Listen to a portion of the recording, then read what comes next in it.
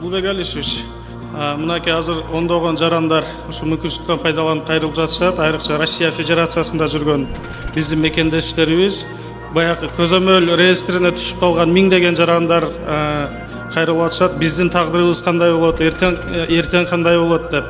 Ошол себептен ушул боюнча реестрден чыгаруу боюнча иш алып барсаңыздар, ошол эле учурда биздин Тышкы иштер министри консулство посольстволорго айтсаңыздар, маалымат берсе ушул биздин жарандарыбызга. Анткени ушул биздин Россияда жүргөн мекендештерибиз эртең тагдырыбыз кандай болот деп туруп ойлонуп турушат дагы, ушуга кыжалат болуп турушат. Ар кандай маалыматтар тарап атышат.